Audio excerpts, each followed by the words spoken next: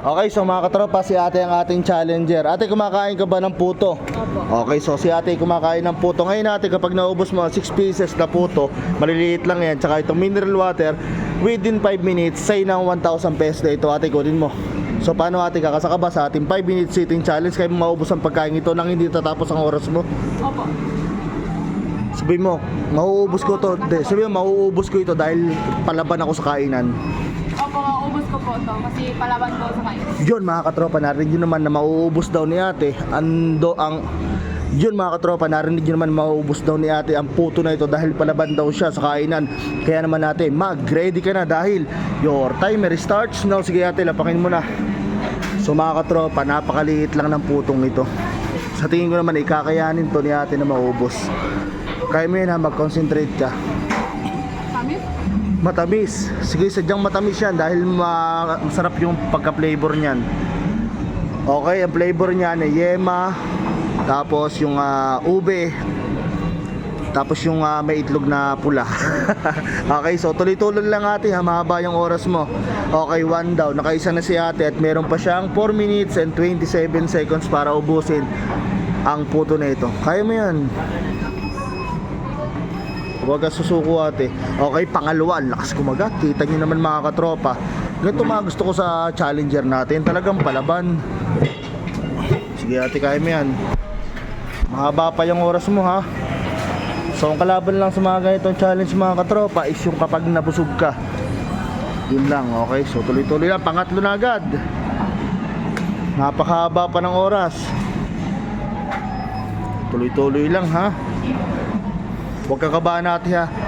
So tatsayin mo lang, huwag mong ipunin sa bibig mo ha. Kasi kapag giniipon natin sa bibig yung ating kinakain, ano tayo, malulugan. Para hindi tayo malulugan. Kaya mo yan. Napakahaba ng 5 minutes.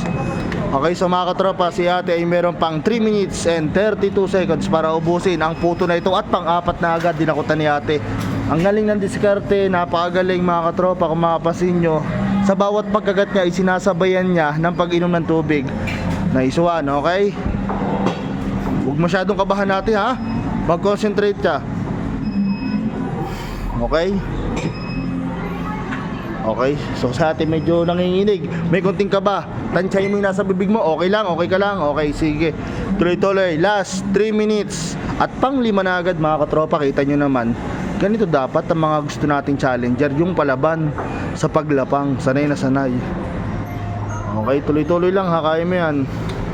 Napakahaba pa ng oras dito ni ate. Meron pa siyang 2 minutes and 43 seconds mga katropa. Tuloy-tuloy lang.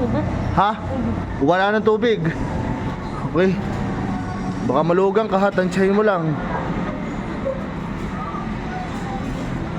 Okay. May pa yung tubig, Mark. Hoy, pahinto tubig. Tansyahin mo lang sa bibig mo. Mahaba pa yung oras mo. Kaya. Okay, so binigyan ni kuya ng tubig si ate. Kasama niya. Okay.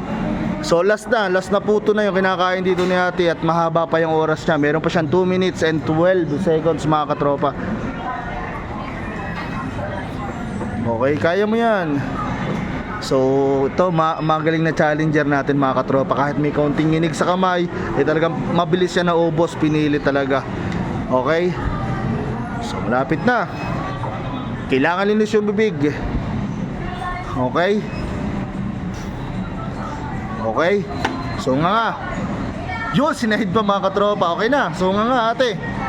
So mga katropa, kita nyo naman na naubos ni ate dito ang 6 na puto at itong mineral water nang hindi natapos ang oras niya. Talagang palaban. Ate, napakagaling mo.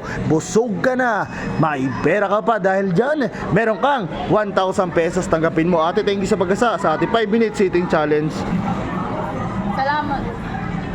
Salamat katropa motovlog.